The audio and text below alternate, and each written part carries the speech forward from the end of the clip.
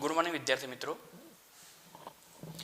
આજે આપણે ધોરણ 12 જીવ વિજ્ઞાન વિષયમાં ચેપ્ટર નંબર 12 બાયોટેકનોલોજી અને તેના પ્રયોજનોમાં અગાઉના લેક્ચરમાં આપણે જેનેટિકલી મોડિફાઈડ પ્લાન્ટ્સ, બાયોટેકનોલોજી એટલે શું, કઈ રીતે જનીન પરિવર્તિત સજીવો એ આપણા માટે એ ઉપયોગી નીવડતા હોય એની આપણે થોડી ઘણી ચર્ચા કરી. હવે આપણે આજે આ રીતે જનીન પરિવર્તિત વનસ્પતિ એ કઈ રીતે બનાવવામાં આવતી હોય એના માટે અગાઉ જે વાત કરી તે પ્રમાણે તમારે ચેપ્ટર નંબર 11નો જે કોન્સેપ્ટ જે છે એકદમ ક્લિયર હોવો જોઈએ. ચેપ્ટર નંબર 11માં તમે શીખી ગયા કે કઈ રીતે બાયોટેકનોલોજી જે છે એના સિદ્ધાંતો અને એની પ્રોસેસ કરવામાં આવતી હોય છે, કઈ રીતે જનીન પરિવર્તિત સજીવ એ બનાવવા માટે કયા ટૂલ્સનો ઉપયોગ થાય, જેની તમે અગાઉના ધોરણ 12ની અંદર ચેપ્ટર નંબર 11માં તમે જે વિડીયો લેક્ચર જોયા છે એમાં તમે શીખ્યા હશો. વિદ્યાર્થી મિત્રો, આજનો આપણો પોઈન્ટ જે છે એ પોઈન્ટમાં બાયોટેકનોલોજી અને તેના પ્રયોજનોમાં આજે આપણે બીટી કપાસ જે છે એ બીટી કપાસ એ કઈ રીતે બનાવવામાં આવતો હોય અથવા જનીન પરિવર્તિત સજીવ એ શું છે. તો જનીન પરિવર્તિત સજીવ એ ધ્યાનમાં રાખજો, અહીંયા આપણે જોઈ રહ્યા છીએ બીટી કપાસ, એનું બીટી કેમ નામ આપ્યું એની પણ આપણે ચર્ચા કરશું. એને જેનેટિકલી મોડિફાઈડ પ્લાન્ટ્સ, જનીન પરિવર્તિત વનસ્પતિ, કોઈ બી સજીવ હોય એને કહેવાય જનીન પરિવર્તિત સજીવ, જેનેટિકલી મોડિફાઈડ ઓર્ગેનિઝમ્સ. જો વનસ્પતિમાં એ પ્રકારનું પરિવર્તન કર્યું હોય તો જેનેટિકલી મોડિફાઈડ પ્લાન્ટ્સ, પ્રાણીમાં કોઈ પરિવર્તન કર્યું હોય તો જેનેટિકલી મોડિફાઈડ એનિમલ્સ વગેરે જેવા શબ્દો વપરાય. બધા જ માટે આપણે વાપરીશું જેનેટિકલી મોડિફાઈડ ઓર્ગેનિઝમ્સ, જેમાં જનીન પરિવર્તન કર્યું છે એવો વનસ્પતિ જેને આપણે કહીશું ટ્રાન્સજેનિક પ્લાન્ટ તરીકે પણ આપણે એને ઓળખીશું. તો આપણા મનમાં એમ થાય કે આવા પ્રકારનો બીટી કપાસ તમારા માટે કંઈ નવો શબ્દ નથી કે બીટી કપાસ કેમ બનાવવામાં આવ્યો, કઈ રીતે બનાવવામાં આવ્યો. તો વિદ્યાર્થી મિત્રો, આ જે બીટી કપાસ જે છે એ બીટી કપાસનું સૌ પ્રથમ એપ્રુવલ એ જે છે યુએસ જે છે યુનાઇટેડ સ્ટેટની અંદર ઈસવીસન 1993માં થયું. ક્યારે યાદ રાખજો, સૌ પ્રથમ એને એપ્રુવલ કે ભાઈ આ બરાબર છે. હવે આ જે કપાસ જે છે કપાસ એ પોતે એ કેટલાક પેસ્ટ, કેટલીક જીવાત વગેરેનો જાતે જ પોતે શું કરે છે, નાશ કરે છે, એવું એપ્રુવલ એ સૌ પ્રથમ એ 1993માં થયું. પણ તમને એમ થાય સાહેબ કે આવું કેમ બનાવવામાં આવ્યું, મનમાં એક પ્રશ્ન થાય. તો તમે જાણો છો આપણો ભારત દેશ એ ખેતી પ્રધાન દેશ છે, જેમાં કપાસની ખેતી એ સૌથી વધુ પ્રમાણમાં થતી હોય. એટલા માટે આપણા વૈજ્ઞાનિકો દ્વારા એવા પ્રકારની વનસ્પતિ બનાવવામાં આવી કે જે પોતે જાતે જ એ કેટલાક કીટકો કે જે રોગકારકો છે, જે પેસ્ટ જે છે, જે જીવાત જે છે એનું શું કરે, નાશ કરે, એનું નિયંત્રણ કરે. જે તમે ચેપ્ટર નંબર 10ની અંદર પણ તમે શીખી ગયા, માનવ કલ્યાણમાં સૂક્ષ્મ સજીવોમાં જૈવિક નિયંત્રણમાં સૂક્ષ્મ સજીવોનો ફાળો, એમાં આપણે એક પોઈન્ટ શીખ્યા હતા બેસિલસ થુરેન્જીએસિસ. એ કઈ રીતે એ પોતે સજીવ પોતે જ એ બીજા સજીવનો કઈ રીતે નાશ કરે છે, એ પોઈન્ટ એ અહીંયા આપણે થોડું ડિટેલમાં સમજવાનો છે. હવે વિદ્યાર્થી મિત્રો, સામાન્ય રીતે કોઈ બી કપાસ કે વગેરે જે હોય, હું અહીંયા પર્ણ વગેરે બધું નથી દોડતો, ખાલી તમે કપાસના ફળ તો તમે જોયા હશે. કપાસના જે ફળ જે છે જેને આપણે કેરી તરીકે ઓળખીએ છીએ સાદી ભાષામાં, એક પ્રાવર ફળ છે. આ પ્રાવર ફળ જે દેશી કપાસના જે પ્રાવર ફળ જે હોય, આ કયો કપાસ છે, દેશી કપાસ. આની ઉપર મિત્રો એક બોલવર્મ્સ, લેપિડોપ્ટેરા શ્રેણીના બોલવર્મ્સ જે છે એ બોલવર્મ્સ એટલે કે ગોળ કીડા, જે તમે નેટ ઉપર સર્ચ મારશો બોલવર્મ્સ તો તરત જ તમને દેખાશે. આ બોલવર્મ્સ ગોળ કીડા એક પ્રકારની ઈયળો છે. આ ઈયળો એ શું છે, તો એક પ્રકારના ચોક્કસ જાતિના લેપિડોપ્ટેરા શ્રેણીના જે કીટકો હોય એના ડીંભ છે. એ જે ડીંભ એ સૌથી પહેલા ઈયળ સ્વરૂપે હોય, ધીમે ધીમે પુખ્તતા પ્રાપ્ત કરે એટલે પોતે પુખ્ત પ્રાણીમાં ફેરવાશે અને એમાં પાંખોનું વગેરેનું નિર્માણ થશે. પરંતુ એ જ્યારે ઈયળ સ્વરૂપે હોય છે ત્યારે એ આ કપાસ જે કપાસના ફળની અંદર મોટા મોટા છિદ્રો પાડી દેશે છિદ્રો પાડી એ ઈયર અંદર તરફ ઘૂસી જશે, અંદર તરફ એન્ટર થઈ અને જે કપાસ અંદર રહેલા જે સેલ્યુલર જે તાંતણા જે હોય મિત્રો એને ખાઈ જશે. તો પછી એ સેલ્યુલર તાંતણા જેને આપણે રૂ તરીકે રાખીએ છીએ એ રૂની ઉત્પાદકતામાં શું થાય વિદ્યાર્થી મિત્રો? ઘટાડો થાય. આ રીતે જો આપણે 10-15 વીઘા કે 20 વીઘામાં કપાસ વાવ્યો હોય અને બધા જ ખેતરમાં જો આ રીતે એની ઉપર ઈયરો લાગુ પડી જાય એટલે કે રોગ લાગુ પડી જાય તો સ્વાભાવિક છે આપણી ઉત્પાદકતામાં શું થાય? ઘટાડો થાય. તો આ એક પ્રશ્ન એ ખેડૂતો દ્વારા વૈજ્ઞાનિકો સુધી પહોંચ્યો ત્યારે વૈજ્ઞાનિકોને ખબર પડી કે ભાઈ આ એક સળગતો પ્રશ્ન છે. જો આનાથી ઉત્પાદકતા ઘટશે તો ખેડૂતો પાયમાલ થઈ જશે. એટલા માટે ખેડૂતો શું કરતા હતા? આની ઉપર જંતુનાશક દવાઓ, પેસ્ટ નિયંત્રક દવાઓ વગેરેનો છંટકાવ કરતા. પણ એ દવાઓ જ્યારે છાંટવામાં આવતી તો એ દવાઓ પણ આપણને મોંઘી પડતી, પરવડે તેવી નહોતી. જેના કારણે એ જે કપાસની જે મૂળ કિંમત જે છે, વેચાણ કિંમત છે, વેચાણ કિંમત પણ ઊંચી જતી અને ખેડૂતોને સરખા ભાવ પણ પ્રાપ્ત નહોતા થતા.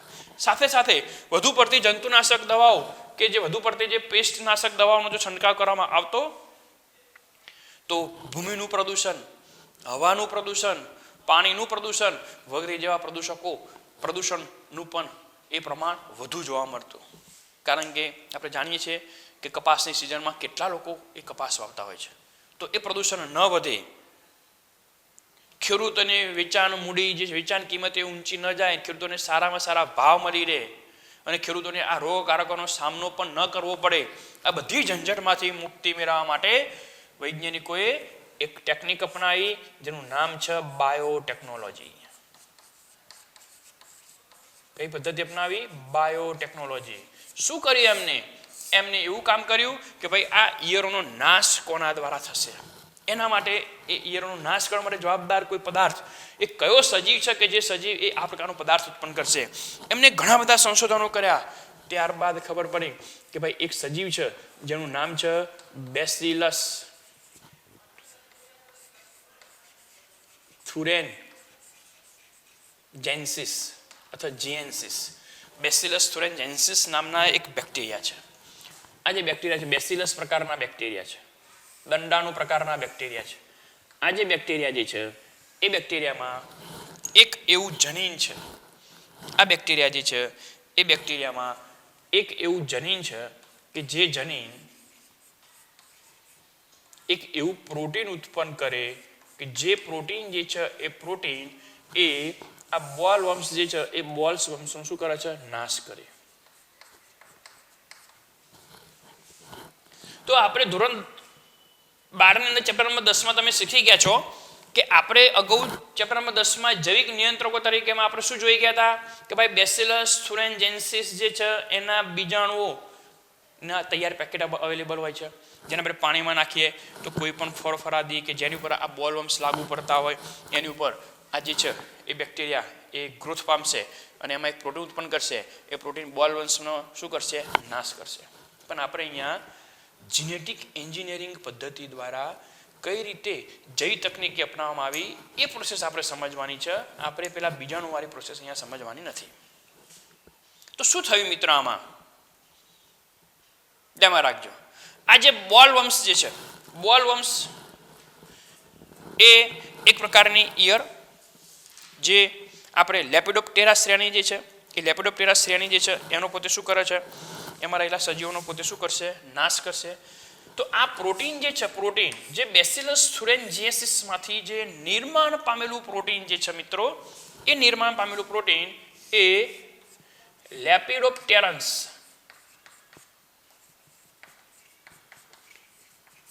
કઈ શ્રેણી? લેપિડોપ્ટેરન્સ શ્રેણી જે છે એ લેપિડોપ્ટેરન્સ શ્રેણીના બોલવર્મ્સ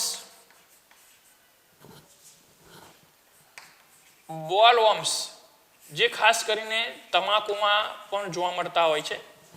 તમાકુમાં એને સૈન્ય કીટકો તરીકે પણ આપણે ઓળખીએ છીએ. તમાકુની કલિકાના કીટકો તરીકે પણ એને ઓળખવામાં આવતા હોય છે. તમાકુમાં જ્યારે કલિકા નિર્માણ પામતી હોય ત્યારે એની અંદર એટલું બધું પેલું દ્રવ્ય નિકોટિન કે વગેરે એટલું બધું ભરપૂર પ્રમાણમાં ના હોય, એટલે એ સમયે આ જે છે એ કીટકો એનો શું કરતા હોય છે? નાશ કરતા હોય છે અને તમાકુના છોડને પણ પોતે રોગ પહોંચાડતા હોય છે. તો એવા બોલ્સ વંશો પણ આ પોતે શું કરશે? આ પ્રોટીન નાશ કરવા માટે જવાબદાર છે. કોલિયોપ્ટેરોન્સ. કોલિયોપ્ટેરોન્સ ના જે કીટકો જે છે એ કીટકોનો પણ પોતે શું કરશે તો એ નાશ કરવા માટે જવાબદાર છે. જે કીટકો જેના આપણે સામાન્ય રીતે અગાઉ તમે શીખી ગયા છો, જેને આપણે ભૃંગ કીટકો તરીકે ઓળખીએ છીએ. કયા કીટકો? ભૃંગ કીટકો, બીટલ્સ તરીકે ઓળખીશું આપણે. જે એની ઉપર લાલ અને બ્લેક કલરના ટપકાવાળા જે કીટકો હોય છે, જે ભૃંગ કીટકો, એનો પણ નાશ કરવા માટે આ પ્રોટીન છે મિત્રો એ જવાબદાર છે. ત્યારબાદ બીજા પણ કેટલાક સજીવ છે જેને આપણે કહીશું ડિપ્થેરન્સ. ધ્યાનમાં રાખજો કયા સજીવો? ડિપ્થેરન્સ. ડિપ્થેરન્સ જે છે એ ડિપ્થેરન્સ પ્રકારના શ્રેણીના જે સજીવો, ડિપ્ટેરન અથવા ડિપ્ટેરન્સ. ડિપ્ટેરન્સ શ્રેણીના સજીવો જેમાં આપણા કેટલીક માખીઓનો સમાવેશ થશે. આપણા જે આસપાસ રહેલા જે કેટલાક મચ્છર જે છે, કેટલીક મચ્છરની પ્રજાતિ જે છે એની ઉપર પણ પોતે શું કરે છે? તેની ઇફેક્ટ થતી હોય છે. ઓર્થોપ્ટેરન્સ.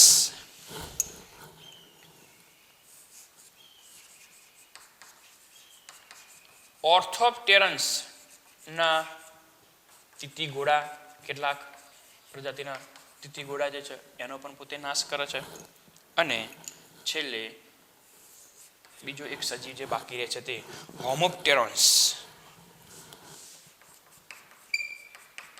હોમોપ્ટેરોન્સ ના આફિડ્સ, આ એક જલજ કીટક છે એનો. તો આવા બધા સજીવો જે છે એ બધા સજીવોનો નાશ કરવા માટે, આ બધા જ સજીવોનું નિયંત્રણ કરવા માટે, એની વૃદ્ધિ અટકાવવા માટે, એનો નાશ કરવા માટે જવાબદાર પ્રોટીન એ કોણ ઉત્પન્ન કરે છે? બેસિલસ થુરિન્જિએન્સિસ.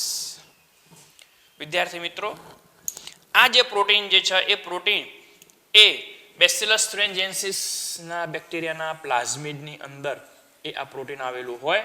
આ પ્રોટીન જે છે એ એના પ્લાઝમિડમાંથી ત્યાંથી એને કટિંગ કરવાનું છે. એ કટિંગ કઈ રીતે કરવામાં આવતું હોય, શું કરવામાં આવતું હોય, એની આપણે પ્રોસેસ હવે જોવાની છે. શું છે આ બાબત એ આપણે હવે ડિટેલમાં એ આપણે એને સમજીએ તો બરાબર તમે આ બાબતને આખી મગજમાં તમે ક્લિયર કરશો. તો આ પ્રકારના જે બેક્ટેરિયા જે છે એ બેક્ટેરિયાનો ઉપયોગ કરીને બીટી કપાસ પણ બનાવવામાં આવે છે. આ પ્રકારે બીટી રીંગણ, બીટી મકાઈ વગેરે જેવી ઘણી બધી પ્રકારની એ વનસ્પતિઓનું શું કરેલું છે તો એ નિર્માણ કરેલું છે. તો આ બધી જ વનસ્પતિઓ જે છે એ બધી જ વનસ્પતિઓમાં એની કેટલાક ફાયદાય છે અને કેટલાક ગેરફાયદાય છે, જેને આપણે પછી આપણે જોવાનો પ્રયત્ન કરીએ છીએ. પહેલાં તો મેં તમને એની પ્રોસેસ જે છે એ પ્રોસેસ મારે તમને સમજાવી છે. હાલ આપણે આટલા લેક્ચર સુધીમાં આપણે એટલું જ ખાલી સમજવાનો પ્રયત્ન કર્યો કે ભાઈ બીટી કપાસ બનાવ્યું કેમ? તો ભાઈ દેશી કપાસમાં ચોક્કસ પ્રકારના રોગકારકોનો એટલો બધો ઉપદ્રવ વધી ગયો હતો કે ખેડૂતોને વધુમાં વધુ દવાઓ છાંટવી પડતી હતી. એક તો ખેડૂતોને મોંઘું પરવડતું હતું, ઉપરાંત પ્રદૂષણ પણ વધારે થતું હતું. આ બધી પ્રોસેસમાં બહુ વધુ પડતી એ મુશ્કેલીઓ ઊભી થતી હતી અને ખેડૂતોને જેવો જેવો ભાવ પણ અવેલેબલ નહોતો થતો. તો કૃષિ વૈજ્ઞાનિકોએ એને તોડ શોધી નાખ્યો કે ભાઈ આપણે આ બોલવર્મ્સ જે છે, બોલવર્મ્સનો નાશ કરવા માટે જંતુનાશક દવા કે કીટનાશક દવાઓ વગર છાંટે એ વનસ્પતિ પોતે જ એ સજીવનો નાશ કરે એવી પ્રોસેસ અહીંયા શોધેલી છે. તો શું કર્યું? તો ધ્યાનમાં રાખજો, આમાંથી બેસિલસ થુરિન્જિએન્સિસમાંથી જે જનીન જે બહાર કાઢેલું છે એ જનીન એ જે પ્રોટીન ઉત્પન્ન કરશે વિદ્યાર્થી મિત્રો, એ પ્રોટીન જે છે પ્રોટીન એ સ્ફટિકમય પ્રોટીન છે. સ્ફટિકમય પ્રોટીનને આપણે કહીશું ક્રિસ્ટલ પ્રોટીન.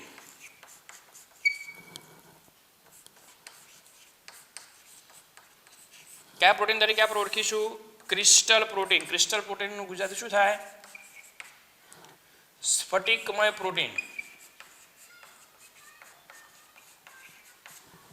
પારદર્શક સ્ફટિકમય પ્રોટીન જે છે એ પ્રોટીન એ આ ટાઈપનું કઈક અંશે આ ટાઈપનું પ્રોટીન હોય છે. એ પ્રોટીન છે પ્રોટીન એ પોતે નિર્માણ કરે છે. કોણ નિર્માણ કરે છે? તો એ આ બેસિલસ થુરિન્જિએન્સિસ એ પોતાના અંદર આવું પ્રોટીન નિર્માણ કરે છે. એ પ્રોટીનને આપણે ટૂંકમાં ક્રિસ્ટલ ઉપરથી એ પ્રોટીન આપણે નામ આપ્યું ટૂંકમાં ક્રાય પ્રોટીન. શું નામ આપ્યું એનું? Cry protein. આ ક્રાય પ્રોટીનના નિર્માણ માટે જવાબદાર જે જનીન જે હતું એ જનીનને આપણે નામ આપ્યું ક્રાય જનીન. શું નામ આપ્યું? ક્રાય જનીન તરીકે આપણે એને ઓળખીશું. ક્રાય પ્રોટીન અને ક્રાય જનીન બંનેને ઓળખવા માટે આમાં ખાલી એટલો ડિફરન્સ છે કે ક્રાય જનીન જે છે, ક્રાય જનીનમાં પહેલો સી એ સ્મોલ લેટરમાં લેવામાં આવતો હોય છે અને પહેલામાં પહેલો સી એ કેપિટલ લેટરમાં લેવામાં આવતો હોય છે, જેને આપણે ક્રાય જનીન અને આને ક્રાય પ્રોટીન તરીકે આપણે એને ઓળખીએ છીએ. આ બંનેને થોડું અલગ પાડવા માટે, બાકી પાછળ શબ્દ એટલે કોઈ જગ્યાએ ક્રાય ખાલી લખેલું હોય પણ ક્રાયમાં જો પહેલો લેટર એ સ્મોલમાં હોય તો એ જનીનનો ઉલ્લેખ કરેલો છે, અને પહેલો લેટર એ જો કેપિટલમાં હોય તો પ્રોટીનનો ઉલ્લેખ કરેલો છે. એમ આપણે આ બે શબ્દો ઉપરથી પણ આપણે સમજવું હોય તો સમજી શકીએ. આ વિદ્યાર્થી મિત્રો જે ક્રાય પ્રોટીન એ ક્યાં ઉત્પન્ન થશે? તો ક્રાય પ્રોટીન એ આની અંદર ઉત્પન્ન થશે. આની અંદર ઉત્પન્ન થશે. એ જે ક્રાય પ્રોટીન ઉત્પન્ન થાય એ પ્રોટીન એ હંમેશા નિષ્ક્રિય સ્વરૂપે હોય છે. જ્યારે પણ ઉત્પન્ન થાય શું છે? નિષ્ક્રિય સ્વરૂપે છે. અને આ પ્રોટીન જે ક્રાય પ્રોટીન જે છે એ આ બધા સજીવો જે હોય આ બધા જ સજીવોનો એ નાશ કરે. એનો મતલબ એમ થયો એ બધા માટે કેવું કહેવાય? એને વિષકારક કહેવાય. ઝેરી પ્રોટીન તરીકે આપણે ઓળખીશું, કારણ કે એ સજીવોનો શું કરે છે? નાશ કરે છે. માટે એને વિષકારક પ્રોટીન કહેવું તો પણ આપણે એને કહી શકીએ. એટલે આ પ્રોટીન જે છે, પ્રોટીન જે નિષ્ક્રિય સ્વરૂપે ઉત્પન્ન થાય જેને આપણે વિષકારક પ્રોટીન તરીકે ઓળખીશું. આ વિષકારક પ્રોટીન જે છે, પ્રોટીન એ જ્યારે પણ આ બોલ વંશ જે છે એ બોલ વંશ આ વિષકારક પ્રોટીનનો ઉપભોગ કરે, એટલે જેવો ઉપભોગ કરશે ત્યારે એ જે પ્રોટીન જે છે, પ્રોટીન એ બોલ વંશના શરીરમાં જશે. સમજી લો કે દાખલા તરીકે એ આ સમજી લો કે આ બોલ વંશ છે. સમજો આપણે ખાલી એક સામાન્ય રીતે એક સમજવાનો પ્રયત્ન કરીએ છીએ કે આ બોલ વંશ છે. બોલ વંશની અંદર એ આ એક પાચન માર્ગ છે.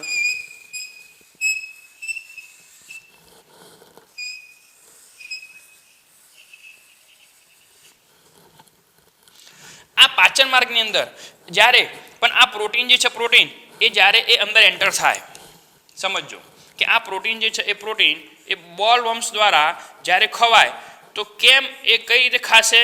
તો એ પરનો જે છે એ પરનો કાં તો ફળનો રસ ચૂસશે. ફળનો રસ ચૂસશે એટલે જ્યારે પણ પ્રોટીન એના શરીરમાં જાય ત્યારે એ પ્રોટીન જે છે એ પ્રોટીન એના પાચન માર્ગમાં મધ્યાંત્ર સુધી પ્રવેશશે. પરંતુ જ્યારે શરીરમાં પ્રવેશ છે ત્યારે કયા સ્વરૂપે હોય છે વિદ્યાર્થી મિત્રો? નિષ્ક્રિય સ્વરૂપે હોય છે. આ નિષ્ક્રિય સ્વરૂપને સક્રિય સ્વરૂપમાં જો ફેરવાવું હોય તો સક્રિય સ્વરૂપમાં ફેરવવા માટે એને બેઝિક માધ્યમની જરૂર પડે છે મિત્રો. એટલે કે પીએચ કેટલી હોય?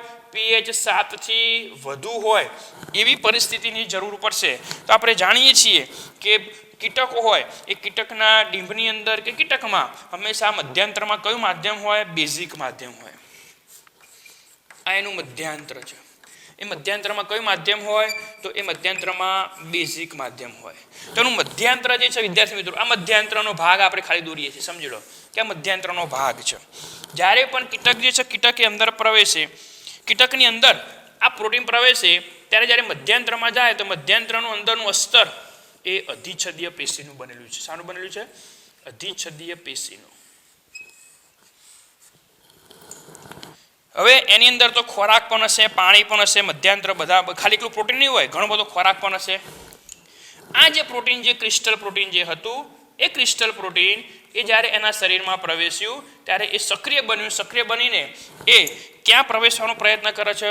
તો એ અધિચ્છદીય કોષોમાં પ્રવેશવાનો પ્રયત્ન કરશે. પણ સ્ફટિકમાં હતું માટે એ મધ્યાંત્રની અંદર અધિચ્છદીય કોષો જે હતા એ વિદ્યાર્થી મિત્રો અધિચ્છદીય કોષોમાં છિદ્રો પડી ગયા, છિદ્રમય બનાવી દીધા. એટલે ઘણી બધા છિદ્રોનું નિર્માણ થઈ ગયું, જેના કારણે આ મધ્યાંત્રમાં બીજા જે ઘટકો હતા એમાંથી જે પાણી જે હતું એ H2O એ મોટા જથ્થામાં એ કોષોમાં પ્રવેશ્યું અને કોષોને એટલી હદે આસુન બનાવી દીધા કે કોષ એ આસુનતાનું દબાણ જે છે એ દબાણ દિવાલ ઉપર સહન કરી શક્યા નહીં, એટલે કે કોષ સ્તર ઉપર સહન કરી શક્યા નહીં. અને એ કોષ સ્તર ઉપર એ દબાણ સહન નહીં કરી શકવાના કારણે એના જે કોષો હતા એ કોષો બ્લાસ્ટ થઈ ગયા, તૂટી ગયા. કોષો તૂટી જશે એટલે આ ડિમ્બ જે છે, આ જે એટલે કે જે આ બોલવર્મ્સ જે છે એ બોલવર્મ્સ પોતાનું જીવન જીવી શકશે નહીં, જેના કારણે ઓટોમેટિકલી આનો શું થઈ જશે, નાશ થશે.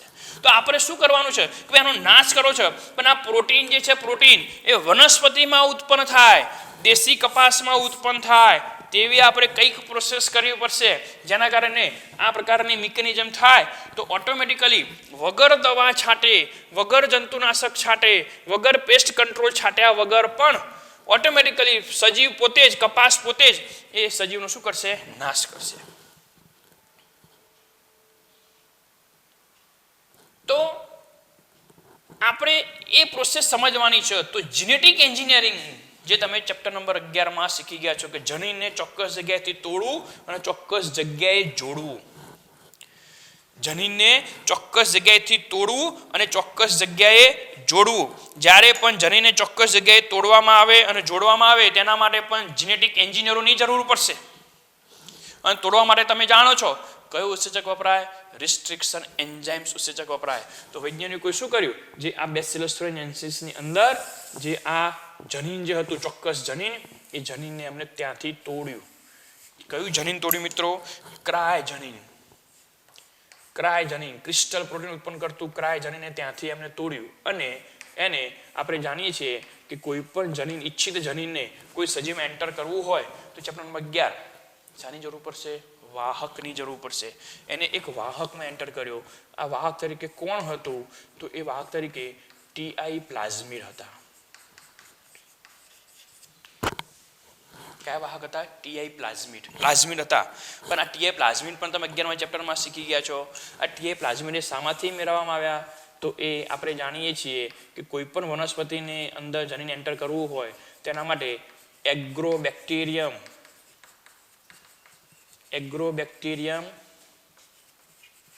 ટ્યુમિફેસિયન્સ નામના જે બેક્ટેરિયા જે છે એ બેક્ટેરિયાનો આપણે શું કર્યો અહીંયા મિત્રો, ઉપયોગ કર્યો. ધ્યાનમાં રાખજો, કયા બેક્ટેરિયા, એગ્રોબેક્ટેરિયમ ટ્યુમિફેસિયન્સ. સમજી લો કે ફોર એક્ઝામ્પલ તરીકે એ આ એગ્રોબેક્ટેરિયમ ટ્યુમિફેસિયન્સ છે, સમજજો આ એગ્રોબેક્ટેરિયમ ટ્યુમિફેસિયન્સ છે. હવે એની અંદર આપણે આ પ્લાઝમિડ છે, પ્લાઝમિડ આખી પ્રોસેસ હવે 11મા ચેપ્ટરની છે. આપણે જાણીએ છીએ કે સૌથી પહેલાં આપણે પોતાનું ઈચ્છિત જનીન એન્ટર કરવું હોય તો પહેલાં એ જે તે યજમાનમાંથી શું કરવું પડશે, આપણે એ વાહકને બહાર કાઢવો પડશે. એ આ વાહકને આપણે બહાર કાઢ્યો, આ વાહકને શું કર્યો, બહાર કાઢ્યો. અને આપણું ઈચ્છિત જનીન જે અહીંયા હતું એ ઈચ્છિત જનીનને આપણે કોની મદદથી તોડ્યો છે, રિસ્ટ્રિક્શન એન્ઝાઇમ્સની મદદથી આપણે ત્યાંથી એને તોડ્યો છે. અહીંયા જે રિસ્ટ્રિક્શન એન્ઝાઇમ્સ વાપર્યો એ જ રિસ્ટ્રિક્શન એન્ઝાઇમ્સ આપણે અહીંયા વાપરેલો છે. પરંતુ વિદ્યાર્થી મિત્રો, અહીંયા જ્યાંથી આપણે રિસ્ટ્રિક્શન એન્ઝાઇમ્સ વાપર્યો આપણે જાણીએ છીએ કે આ એક એવા બેક્ટેરિયા છે કે જે બેક્ટેરિયા એ પોતે જ્યારે વનસ્પતિમાં એન્ટર થાય તો દ્વિદળી વર્ગની વનસ્પતિઓમાં ખાસ કરીને આ વધુમાં વધુ ઇન્ફેક્શન પ્રેરે છે. અને એની અંદર મોટી મોટી ગાંઠો તમે જોશો, કેટલીક વનસ્પતિઓમાં મોટી મોટી ગાંઠો જોવા મળશે, લીમડામાં વગેરેમાં. ટ્યુમર ઇન્ડ્યુસિંગ, ટીઆઈ નો મતલબ શું થશે, ટ્યુમર ઇન્ડ્યુસિંગ પ્લાઝમિડ. એટલે એવો પ્લાઝમિડ કે આની અંદર એક એવું જનીન છે જે વનસ્પતિમાં શું પ્રેરે છે મિત્રો, તો ગાંઠ પ્રેરે. વનસ્પતિમાં શું પ્રેરશે, તો ગાંઠ પ્રેરક પ્લાઝમિડ તરીકે આપણે એને ઓળખીએ છીએ.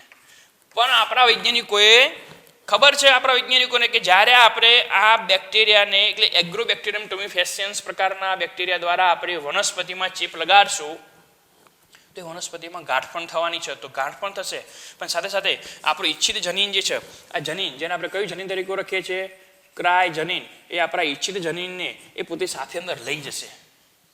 પણ એમને એવી જગ્યાએ આ જનીનને જોડ્યું કે જ્યાં આગળ ઓલરેડી પહેલેથી જ એ ટીઆઈ પ્લાઝમિડ જે હતો એ ટીઆઈ પ્લાઝમિડની અંદર, ટીઆઈ પ્લાઝમિડ એટલે ટ્યુમર ઇન્ડ્યુસિંગ કરતો પ્લાઝમિડ, એની અંદર એક જનીન છે જેને ટીઆઈ જનીન તરીકે ઓળખવામાં આવે.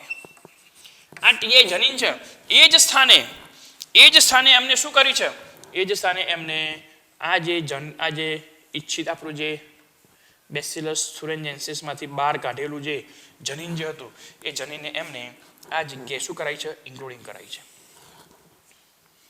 ધ્યાનમાં રાખજો, આ જનીનને આપણે શું કરી શક્યા? આની સાથે એ ઇન્ક્લુડિંગ કરાયું, પણ અહીંયા ટીઆઈ જનીનને ત્યાંથી દૂર કર્યું છે અને એના સ્થાને ક્રાય જનીન જે હતું, હવે ટીઆઈ ની જગ્યાએ ટીઆઈ દૂર થઈ ગયું, ત્યાં આગળ કયું જનીન આવી ગયું? ક્રાય જનીન જે છે એ જનીન ત્યાં આગળ આવી ગયું, જે પોતે કયું પ્રોટીન ઉત્પન્ન કરવા માટે જવાબદાર? Crystal protein. અને હવે શું નહીં ઉત્પન્ન કરે? તો એવું પ્રોટીન ઉત્પન્ન નહીં કરે કે જેના કારણે એ વનસ્પતિમાં ગાંઠ પ્રેરાશે. અને આ રીતે એમને શું બનાવી દીધું? એક પુનઃ સંયોજિત ડીએનએ. શું બનાવ્યું? પુનઃ સંયોજિત ડીએનએ, એટલે કે રીકોમ્બિનન્ટ ડીએનએ, જેને આપણે કહીશું આરડીએનએ તરીકે આપણે એને ઓળખીશું. શું કહીશું? આરડીએનએ, પુનઃ સંયોજિત ડીએનએનું નિર્માણ કર્યું, જે હાઇબ્રિડ ડીએનએ પણ કહેવાય, સંકર ડીએનએ પણ કહેવાય. આ પ્રમાણે જીનેટિક એન્જિનિયરો જે હતા એમને ચોક્કસ જગ્યાએથી, એટલે શામાંથી? બેસિલસ thuringiensમાંથી જે ક્રાય પ્રોટીન જે હતું કે જે આ બધા સજીવો માટે વિષકારક હતું, એ પ્રોટીનના નિર્માણ માટે જવાબદાર જનીનને ત્યાંથી તોડ્યું અને જેના દ્વારા આપણે વનસ્પતિને ચેપ લગાડવાના છીએ એ વનસ્પતિ કઈ છે? આપણી ફિક્સ છે ભાઈ વનસ્પતિ, ભાઈ દેશી કપાસ. હાલ આપણે ઉદાહરણમાં લીધું છે કઈ? દેશી કપાસ. તો દેશી કપાસમાં જ્યારે આપણે એના દ્વારા ચેપ લગાડશું તો ચેપ લગાડતા પહેલા આ બેક્ટેરિયામાં તો આપણે ફેરફાર કરવો પડશે ને. આપણે એગ્રોબેક્ટેરિયમ ટ્યુબિફેસિયન્સને આપણે ક્યાં બનાવી દીધા? જીનેટિકલી મોડિફાઈડ કરી દીધા. શું કરી દીધા? જીનેટિકલી મોડિફાઈડ બેક્ટેરિયા બનાવી દીધા મિત્રો. આપણે એની અંદર જનીનનું પરિવર્તન કરી દીધું અને રિકોમ્બિનન્ટ ડીએનએ બનાવીને આપણે જાણીએ છીએ કે આવા પ્રકારના રિકોમ્બિનન્ટ ડીએનએને પુનઃ પાછા આપણે એ યજમાનની અંદર એન્ટર કરશું. હરીફ યજમાન, ચેપ્ટર નંબર 11, જેની અંદર આપણે હરીફ યજમાનને જ્યારે આપણે એન્ટર કરી દઈએ, હવે આ બેક્ટેરિયા જેટલી પણ પોતાની કોપી બનાવશે, આનું પોતાનું જીનોમિક ડીએનએ પણ હશે, અને હવે આ બેક્ટેરિયા જ્યારે પોતાની જેટલી કોપી બનાવશે એમાં આપણું આ ક્રાય પ્રોટીન માટેનું જનીન પણ એ પોતે શું બનશે? તો એ કોપી બનાવશે અને એના દ્વારા ઉત્પન્ન થતું જે પ્રોટીન જે છે એ પ્રોટીન નિર્માણ પામશે. એ પ્રોટીન એ પોતે જે કયું પ્રોટીન હશે? તો ક્રાય પ્રોટીન હશે.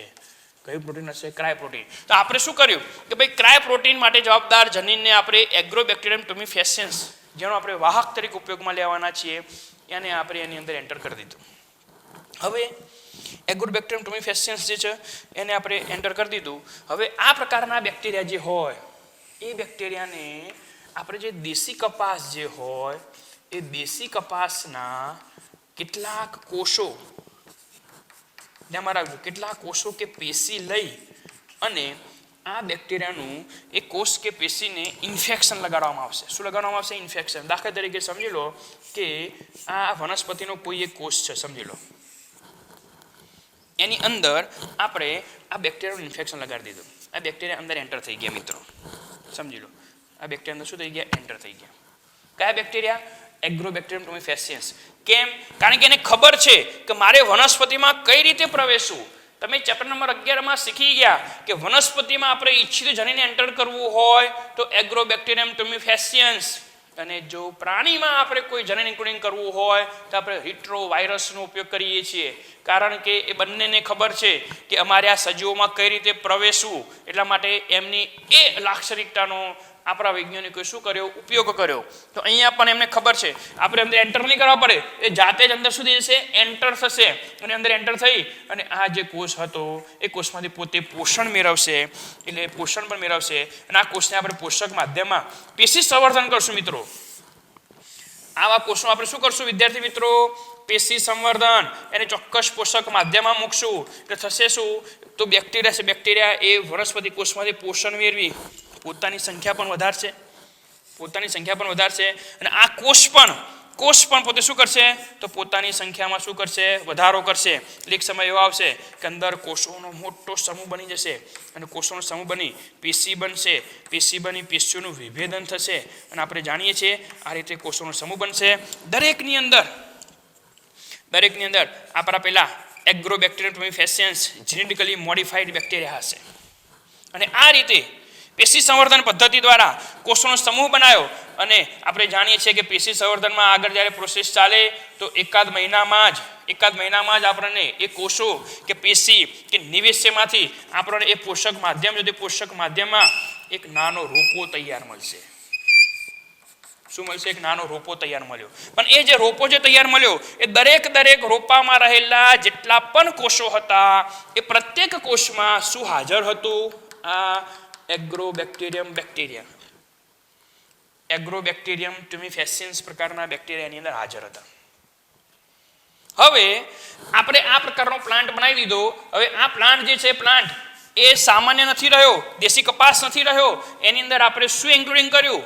ધ્યાનમાં રાખજો આ બાજુ જરા. શું ઇન્ક્લુડિંગ કર્યું? બેસિલસ થુરિન્જેન્સિસ પ્રકારના બેક્ટેરિયાનું જનીન. બેસિલસનો બી અને થુરિન્જેન્સિસનો ટી, બીટી. એટલે હવે દેશી કપાસ જે હતો એ દેશી કપાસ હવે શામાં ભાઈ પરિવર્તિત થઈ ગયો? બીટી કપાસ નામ આપી દીધું એનું. શું નામ આપી દીધું? બીટી કપાસ. જેના પ્રત્યેક કોષમાં એ પેલો બેક્ટેરિયા છે. અને બેક્ટેરિયાના અંદર શું છે? પેલું કયું જનીન સાહેબ? યાદ કરજો જરા. ક્રાયજનીન. કયું જનીન? ક્રાયજનીન. એ શું ઉત્પન્ન કરશે? પ્રોટીન. પ્રત્યેક કોષમાં પ્રોટીન છે. ચલો આટલા સુધી થઈ ગયું. પ્રત્યેક કોષમાં પ્રોટીન. હવે આવા પ્રકારના જ્યારે આપણે બીટી કપાસને આપણે વાવશું, એનો ગ્રોથ કરશું. વૈજ્ઞાનિક આવા પેશી સંવર્ધન દ્વારા ઘણા બધા પ્લાન્ટ બનાવ્યા, એનું બિયારણ પણ પેદા કર્યું અને હવે ખેડૂતોને પણ આપવાનું ચાલુ કરી દીધું. ખેડૂતોએ જ્યારે આ પ્રકારના કપાસ વાવ્યા ત્યારે પેલા બોલવર્મ્સ આવ્યા છે, કારણ કે એના માટે તો પ્લાન્ટ નવો હતો. જેવા બોલવર્મ્સ આવ્યા, જેવું એને પર્ણોનો રસ કે પ્રકારનો રસ કે ફ્રૂટનો અંદર રહેલા સેલોજના તાતણા ખાવાની શરૂઆત કરી. પણ એની અંદર હતું શું? પેલા કોષમાં રહેલું કયું પ્રોટીન? Crystal protein. એ ક્રિસ્ટલ પ્રોટીન જેવું એના શરીરમાં પ્રવેશ્યું તરત જ એ પ્રોટીન એ બેઝિક માધ્યમના સંપર્કમાં આવતા નિષ્ક્રિય સ્વરૂપે રહેલું પ્રોટીન સામાં ફેરવાયું? સક્રિય સ્વરૂપમાં ફેરવાતા એ બોલવર્મ્સ જે હતા એ બોલવર્મ્સના મધ્યંતરની અંદર એ ક્રિસ્ટલ પ્રોટીન અંદર સક્રિય બની અંદર એન્ટર થયા. મધ્યંતરના અધિચ્છદીય કોષોમાં છિદ્રો પાડી દીધા. છિદ્રો પાડવાના કારણે વધુમાં વધુ પાણી, મેક્સિમમ પાણી એ અંદર પ્રવેશ્યું. અંદર પ્રવેશતાની સાથે જ એ બોલવર્મ્સ જે હતા એના અધિચ્છદીય કોષો ફટાફટ ઝડપથી આસુનતાના કારણે ડિસ્ટ્રોય થવા લાગ્યા. એટલા માટે એ બોલવર્મ્સ હવે ત્યાં આગળ જીવિત રહી શક્યા નહીં. એટલે એનો શું થઈ ગયો? નાશ થઈ ગયો. આપણે એની ઉપર રાસાયણિક દવા છાંટી નથી, જંતુનાશક દવા છાંટી નથી. એ વનસ્પતિએ જાતે જ આ વનસ્પતિ હવે દેશી કપાસ હતો એ દેશી કપાસ એ બીટી કપાસમાં ફેરવાઈ ગયો. આ બીટી કપાસ પણ પોતે શું છે? એક સજીવ છે. સજીવ દ્વારા આ બોલવર્મ્સ પણ શું હતા? જૈવ હતા. એનું શું કરવાનું હતું? નિયંત્રણ.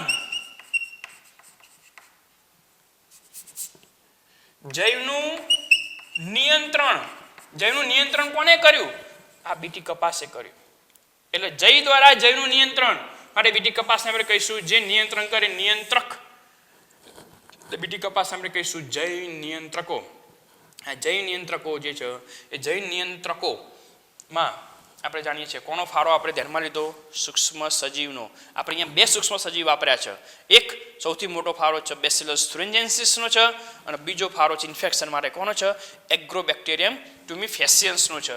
આ બંનેની મદદથી આપણે જે ઈચ્છિત જનીન જે હતું કે જે ઈચ્છિત પ્રોટીન ઉત્પન્ન કરતું હતું કે આવા જુદા જુદા પ્રકારના કીટકોનો નાશ કરે માટે એને નાશ કરવા માટે આપણે એ વનસ્પતિમાં ઇન્ક્લુડિંગ કર્યો. અને આ રીતે જે રીતે આપણે દેશી કપાસમાં ઇન્ક્લુડિંગ કર્યું અને દેશી કપાસ હતા એને બીટી કપાસ પેસ્ટ રેસિસ્ટન્ટ, જે પેસ્ટ કે જીવાતનો પોતે સ્વયંભૂ જ નાશ કરે એ પ્રકારના સ્વરૂપમાં આપણે ફેરવી દીધા.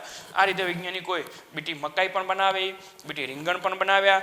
જેટલા પણ સજીવો કે જે આ બધા જ આપણે જાણીએ છીએ કે આ બધા સજીવો કે જે કોઈ ને કોઈ પ્રકારના રોગકારકોનો શું કરે છે? નાશ કરે છે. એવા બધા જ સજીવો જે હતા એ સજીવોનો નાશ કરવા માટે આ પ્રકારના પ્રોટીનનો શું કરવામાં આવ્યો? ઉપયોગ કરવામાં આવ્યો. પરંતુ આ જે ક્રાયજનીન જે છે એ ક્રાયજનીનના પાછા પ્રકાર છે મિત્રો, ધ્યાનમાં રાખજો. આ જે ક્રાયજનીન જે છે એ ક્રાયજનીન એના પણ પાછા પ્રકાર છે. બેસિલસ થુરિન્જેન્સિસમાંથી પ્રાપ્ત થતું જે ક્રાયજનીન જે હતું એ ક્રાયજનીનમાં એક છે જનીન જેનું નામ છે ક્રાય1AC. Cry1AC અને બીજું જે છે તે Cry2. પહેલા 1 અને 2 એ કયા પ્રકારના ક્રમમાં એને ઓળખેલું છે એના આધારે નામકરણ કરેલું છે. એક છે Cry1AC, બીજું છે Cry2AB. આ બંને જનીન જે છે મિત્રો એ બંને જનીનમાંથી પ્રાપ્ત થતું જે પ્રોટીન જે હતું એ પ્રોટીન એ બોલવર્મ્સનો નાશ કરવા માટે વપરાય છે. કોનો નાશ કરવા માટે? બોલવર્મ્સ. Cry1AC અને Cry2AB એ બંનેનો ઉપયોગ એ જનીનો જે છે એ પ્રોટીન જે છે એ બોલવર્મ્સનું નિયંત્રણ કરશે. જ્યારે મોસ્ટ MCQ યાદ રાખજો, Cry1AB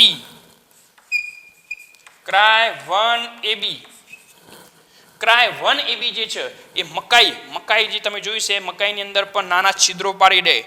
એ છિદ્રો પાડી દે જેને આપણે કહીશું કોર્ન બોરર. બોરર એટલે છિદ્ર, ધ્યાનમાં રાખશો ખાસ. મકાઈમાં છિદ્રો પાડતી ઉપદ્રવી જીવાત. મકાઈમાં છિદ્રો પાડતી ઉપદ્રવી જે જીવાત જે હોય એ જીવાતનો નાશ જે કોર્ન એટલે મકાઈ જેની અંદર છિદ્રો પાડી દે, કોર્ન બોરર જે છે, કોર્ન બોરર કરતા જે સજીવો જે હતા એનો નાશ કરવા માટે જવાબદાર જો પ્રોટીન હોય તો એનું નામ જે છે એ કયા જનીનમાંથી ઉત્પન્ન થશે? Cry1AB જનીન. આ જનીન છે મિત્રો. આ બે પ્રકારના જનીન છે. એટલે એ પણ પાછું આમાં બેસિલસ થેલેસીસમાં એક જ પ્રકારનું જનીન નથી, એમાં ઘણા બધા ટાઈપ્સ છે. એમાંથી હાલ આપણે આટલા સિલેબસની અંદર આપણે આટલું જ તમારે ધ્યાનમાં લેવાનું છે કે ભાઈ ક્રાય પ્રોટીન એ શું છે. તો ક્રાય પ્રોટીન એ ક્રિસ્ટલ પ્રોટીન ઉત્પન્ન કરતું જનીન છે.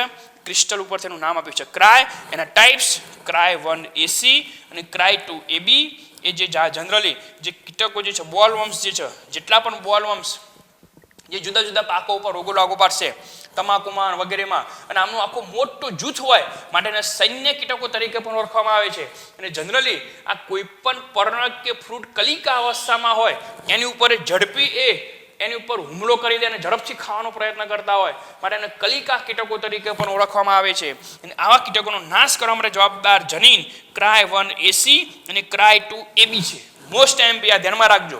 આ બરાબર ધ્યાનમાં રાખવાનું છે MCQમાં કે Cry1AC જનીન અને Cry2AB દ્વારા ઉત્પન્ન થતું પ્રોટીન, આ જનીન દ્વારા જે પ્રોટીન ઉત્પન્ન થશે જેને Cry1AC પ્રોટીન, Cry2AB પ્રોટીન તરીકે ઓળખીશું, એ કોનો નાશ કરશે? બોલવર્મ્સનો નાશ કરશે. જ્યારે તમને સાહેબ Cry2AB હતું, 1 ક્યાં ગયું? આઈ રહ્યું 1.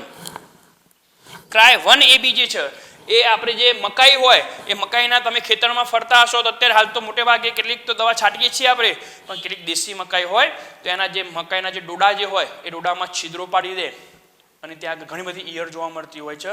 એ કોર્નની અંદર છિદ્રો પાડે. છિદ્ર એટલે બોરર. આપણે બોર કહીએ છીએ ને કે બોર બનાવ્યો શું કર્યું? ડ્રિલિંગ કર્યું. પેલું અંદર મકાઈના અંદર ડ્રિલિંગ કરે, કોર્ન બોરર તરીકે આપણે ઓળખીએ છીએ. એ કોર્ન બોરરને નિયંત્રિત કરશે. એટલે ઉપદ્રવી જીવાત જે છે એને કોણ નિયંત્રિત કરશે? તો Cry1AB. તો સૌથી પહેલા તમારે બેસિલસ થ્રેન્જેન્સીસમાં કયું જનીન હતું, કયું પ્રોટીન ઉત્પન્ન કરે, એ પ્રોટીનની મિકેનિઝમ. તો આ પ્રોટીનને આપણે વનસ્પતિમાં ઇન્ક્લુડિંગ કરશું તો જ્યારે બોલવર્મ્સ એનો રસ ચૂસશે, એનો ખોરાક તરીકે ઉપયોગ કરવા જશે તો જે બોલવર્મ્સમાં એન્ટર થશે. જો બોલવર્મ્સમાં એન્ટર થાય તો સક્રિય બની કઈ રીતે ઇફેક્ટ કરે એની આપણે ચર્ચા કરી. બીજી બાબત આપણે જોઈ ગયા કે ભાઈ આ પદ્ધતિ થાય પણ એને એન્ટર કઈ રીતે કરવામાં આવે છે વનસ્પતિમાં. તો ભાઈ આ જનીનને જીનેટિક એન્જિનિયરિંગની મદદથી તોડી, આના માટે કોની જરૂર પડશે? જનીન ઇજનેરો. ઇજનેર એટલે કોણ? એન્જિનિયર્સ. તમારે ઘર બનાવવું હોય, કોઈ વસ્તુ બનાવવી હોય તો આપણે એન્જિનિયરની જરૂર પડે ને. એ રીતે કયું જનીન ક્યાંથી તોડવું, કોની મદદથી તોડવું, ક્યાં જોડવું, કોની મદદથી જોડવું, એ જગ્યા જોડવા લાયક છે કે નથી, એ બધી જાણકારી કોની પાસે હોય? જેનેટિક એન્જિનિયર્સ પાસે હોય. એમની મદદથી આ ક્રાય જનીન જે હતું એ ક્રાય જનીનને ક્યાં ઇન્ક્લુડિંગ કરવામાં આવ્યું? એગ્રોબેક્ટેરિયમ ટ્યુમિફેસિયન્સ. તો તમને એમ સાહેબ આ શું છે? તો 11મા ચેપ્ટરમાં તમે શીખી ગયા છો કે એગ્રોબેક્ટેરિયમ ટ્યુમિફેસિયન્સ કોઈ પણ વનસ્પતિને ચેપ લગાડવો હોય, આપણે ઈચ્છિત જનીનને એ વનસ્પતિમાં ઇન્ક્લુડિંગ કરવું હોય તો આપણે વાહક તરીકે એગ્રોબેક્ટેરિયમ ટ્યુમિફેસિયન્સ પ્રકારના યજમાનનો આપણે ઉપયોગ કરીએ છીએ. અને એના પ્લાઝમિડને જે છે એ પ્લાઝમિડનો આપણે ઉપયોગ કરી વાહક તરીકે અને એની અંદર આપણે ઈચ્છિત જનીન ઇન્ક્લુડિંગ કરવાનો પ્રયત્ન કર્યો. અને એગ્રોબેક્ટેરિયમ તુમિફેસિયન્સ જે હતો એના જનીનમાં ફેરફાર કરી દીધો, જીનેટિકલી મોડિફાઈડ એગ્રોબેક્ટેરિયમ તુમિફેસિયન્સ બનાવી દીધા. અને પછી શું કર્યું? એ બનાવી દે એટલે ત્યારે કામ પૂરું થઈ ગયું? ના, હજી આપણે એને વનસ્પતિમાં ઇન્ક્લુડિંગ કરવું છે. તો તમારો ટાર્ગેટ વનસ્પતિ કઈ હતી? તો સાહેબ અમારી ટાર્ગેટ વનસ્પતિ દેશી કપાસ હતી. તો દેશી કપાસની અંદર આપણે ઇન્ક્લુડિંગ કરશું. પણ આ રિકોમેન્ડેડ ડીએનએ બનાવ્યા પછી ચેપ્ટર નંબર 11માં તમે શીખી ગયા છો અને ફરીથી પાછું યજમાનમાં એન્ટર કરવો પડશે, હરીફ યજમાન ચોક્કસ પદ્ધતિ દ્વારા. હવે આ જે સજીવ બની ગયો એ સજીવને આપણે એ દેશી કપાસના કોષો કે પેશીનો જથ્થો લઈ એને આપણે અંદર ઇન્ફેક્શન લગાડશું, ઇન્ફેક્ટેડ કરશું એટલે એ ઓટોમેટિકલી અંદર પ્રવેશે. અંદર પ્રવેશી પોતાની સંખ્યામાં શું કરશે? વધારો, ગુણન પામશે. એ જેમ જેમ ગુણન પામશે તેમ તેમ આપણે ઈચ્છિત જનીન પણ ગુણન પામશે અને પોતે કયું પ્રોટીન ઉત્પન્ન કરશે? ક્રાય પ્રોટીન ઉત્પન્ન કરશે. હવે આવા ક્રાય પ્રોટીન ઉત્પન્ન થઈ ગયું છે કોષોમાં. હવે આવા કોષનો કોષરસ કોઈ બી બોલવર્મ્સ કે કોઈ બી કીટક કે જે એ વિષકારક જનીન દ્વારા એ વિષકારક પ્રોટીન દ્વારા નાશ પામશે એને પોતે શું કરશે? ઇન્ફેક્ટ કરશે અને ત્યાં આગળ એ સજીવનો નાશ થશે. પરંતુ અહીંયા પેશી સંવર્ધન દ્વારા આવા છોડ બનાવવામાં આવ્યા છે અને આ રીતે પેશી સંવર્ધન દ્વારા આવા રોપા તૈયાર કરી અને વૈજ્ઞાનિકોએ પોતાના આસપાસના રિસર્ચ સેન્ટરની આસપાસ મોટા જથ્થામાં વનસ્પતિને એમને એક અભ્યાસ ખાતર સંશોધન માટે એમને ઉપયોગમાં લીધી. એ સક્સેસ ગયા. એમાંથી એક બિયારણ તૈયાર કર્યું અને બિયારણને મોટા જથ્થામાં વિદ્યાર્થી મિત્રો એ આપણા સુધી પહોંચાડવાનો એમને શું કર્યો છે? તો પ્રયત્ન કર્યો છે. ઈસવીસન 1993માં આ પ્રકારની જે બીટી કોટન જે છે, બીટી કોટન એ અપ્રૂવ થઈ, ફર્સ્ટ અપ્રૂવડ ઇન યુએસ ઈસવીસન 1993માં અને આપણા ભારતમાં 2002માં અને એપ્રૂવ થયેલી છે અને 2002માં લાવવામાં આવી. અને ત્યારબાદ તમે જુઓ તો કેટલી હદે લાખો હેક્ટરોની અંદર અમેરિકામાં એપ્રૂવ થઈ હતી, પણ સૌથી વધારે પ્રમાણમાં ઉત્પાદન આપણા ભારતમાં થયું હતું. અને હાલ પણ આપણી આસપાસ જે લોકો કપાસ વાવતા હોય છે તમે જાણતા હશો કદાચ એ કયું બિયારણ હશે? તો બીટી કોટનનું બિયારણ હશે. એટલે કે એ 1993માં યુએસએમાં એપ્રૂવ થઈ અને કોમર્શિયલ એપ્રુવલ એ યુએસએની અંદર 1995માં મળ્યું હતું. જ્યારે આપણા ભારતની અંદર એ ઇન્ટ્રોડ્યુસ ક્યારે કરવામાં આવી? તો ઈસવીસન 2002માં એ બીટી કોટન એ ઇન્ટ્રોડ્યુસ થયું છે અને ત્યાર પછી આનો એટલી હદે ઉપયોગ થયો, એટલી હદે ઉપયોગ થયો. એવું કહેવાય છે કે લગભગ 11 લાખ હેક્ટર જમીનમાં સૌ પ્રથમ એને વાવવામાં આવ્યું હતું. જ્યારે એ વખતે લગભગ 4.5 લાખ હેક્ટર જમીન એ અમેરિકામાં એનો ઉપયોગ થયો હતો. જ્યારે આપણા ભારતમાં એનાથી પણ બમણાથી પણ વધારે પ્રમાણમાં આ કપાસનો ઉપયોગ કરવામાં આવ્યો હતો અને મબલખ ઉત્પાદન જોવા મળ્યું. એને કારણે એ બોલવર્મ્સ જે છે, બોલવર્મ્સના નાશ કરવા માટે ખેડૂતોને ન દવા છાંટવી પડી, ન જંતુનાશકો છાંટવા પડ્યા. ઓટોમેટિકલી સજીવ જ સજીવનો જૈવ નિયંત્રક તરીકે વર્તવા લાગ્યા. વૈજ્ઞાનિકોને આ કાર્ય કરવાથી એ ખેડૂતોને એક મોટામાં મોટી ગિફ્ટ પ્રોવાઈડ કરી અને ખેડૂતો એનાથી ખૂબ આનંદિત હતા. પરંતુ એક વસ્તુ ધ્યાનમાં રાખજો, શેરના માથે સવા શેર હોય એક કહેવત છે. હાલની તારીખમાં બીટી કોટનમાં પણ નવા ઈયરો આવી ગઈ છે, લાલ રંગની ઈયરો. તમે કોઈ આસપાસ બીટી કોટન કોઈ વાવતા હશે તો નવો રોગકારક એ બીટી કોટનમાં પ્રવેશે છે, તો ફરીથી પાછું એના વિશે નવેસરથી પાછું વિચારવાની શરૂઆત થઈ ગઈ છે. તો એનો તોડ શોધવો પડશે. એનો તોડ શોધવા માટે કોઈ એવો સજીવ શોધવો પડશે કે જે એ બોલવર્મ્સનો અથવા તો એ ઈયરોનો, લાલ રંગની ઈયરોનો પણ શું કરે? નાશ કરે. પરંતુ છેલ્લા આપણે લગભગ 18 વર્ષ સુધી તો આપણે એને સારી રીતે એના આર્થિક ઉપાર્જન પણ કર્યું. દેશી કપાસની જગ્યાએ બીટી કપાસ વાવીને અત્યારે લગભગ 95% ખેડૂતો, ધ્યાનમાં રાખજો, કેટલા ખેડૂતો? 95% ખેડૂતો એ ભારતમાં બીટી કોટનનો જ ખેતી કરે છે. 5% કેટલા લોકો કરતા એ દેશી કપાસની ખેતી કરતા હશે, પણ 95% લોકો એ બીટી કોટનની જ ખેતી કરે છે. કેમ? કારણ કે એમને દવા છાંટવી નથી પડતી. એટલે એક તો એમની મૂળ કિંમત ઓછી ગઈ, વેચાણ કિંમત ઓછી જાય તો સ્વાભાવિક છે એમનો નફો વધારે મળે. બીજું, આપણે જંતુનાશક કે વગેરે દવાઓ નથી છાંટતા એટલે આસપાસના વિસ્તારમાં એ ભૂમિનું પ્રદૂષણ, આપણે દવા છાંટીએ તો હવામાં જાય હવાનું પ્રદૂષણ, કે એ ભૂમિ ઉપર રહેલી દવા એ પાણી દ્વારા આસપાસના નાના જળાશયમાં જાય તો પાણીનું પ્રદૂષણ વગેરે જેવી કોઈ ક્રિયા થશે નહીં. તો એક નિવસન તંત્રને પણ ફાયદો થાય અને સાથે સાથે ખેડૂતોને પણ ફાયદો થાય, મબલક ઉત્પાદન મળે અને સારામાં સારા પૈસા પણ મળે અને નફો પણ મળે. આ બધી જ બાબતો એ માત્ર એ કૃષિ વૈજ્ઞાનિકોના સિરે જાય છે એમ આપણે કહેવું હોય તો કહી શકીએ. તો આ રીતે BT cotton genetically modified plant, જેમાં આપણે હવે બીટી કોટન જે આપણે બનાવી દીધા, જેમાં જનીન પરિવર્તન કરી નાખ્યું છે, હવે શુદ્ધ નથી રહ્યું, એ છોડ કયો થઈ ગયો, અશુદ્ધ થઈ ગયો, કારણ કે એને જનીન કોનું લાવી દીધું આપણે, બેક્ટેરિયાનું. માટે એને ટ્રાન્સજેનિક પ્લાન્ટ તરીકે અથવા ટ્રાન્સજેનિક જનીન પરિવર્તિત વનસ્પતિ તરીકે આપણે એને ઓળખીશું. આવા કેટલીક વનસ્પતિઓ પણ બનાવેલી છે. અગાઉના લેક્ચરમાં આપણે જોઈશું કેટલાક ટ્રાન્સજેનિક એનિમલ્સ પણ બનાવેલા છે. પરંતુ મને વિશ્વાસ છે કે તમને કદાચ આ પોઈન્ટમાં એ ખબર પડી છે, પણ તેમ છતાંય આખું લેક્ચર જોયા પછી પણ કોઈ પણ જગ્યાએ તમારો જો કોન્સેપ્ટ ક્લિયર ના થયો હોય, એક પણ પોઈન્ટમાં ખબર ના પડી હોય, અથવા કોઈ એક પોઈન્ટમાં ખબર ના પડી હોય, તો વિદ્યાર્થી મિત્રો તમે તરત જ મને કોલ કરી અને પૂછશો. અમે તમારા માટે જ બેઠા છીએ. પરંતુ ખાસ એટલી તમને રિક્વેસ્ટ કે ઘરે ખૂબ સારી મહેનત કરશો. ટૂંક સમયમાં તમારી બોર્ડની એક્ઝામ નજીક આવી રહી છે. હવે માત્ર ને માત્ર 150 દિવસ જ બાકી રહ્યા. એટલે ખૂબ તનતોડ મહેનત કરશો. અને કોઈ પણ લેક્ચરમાં પ્રોબ્લેમ હોય તો તમે મારો કોન્ટેક્ટ કરી શકશો. આજનું લેક્ચર અહીંયા પૂર્ણ કરીએ છીએ.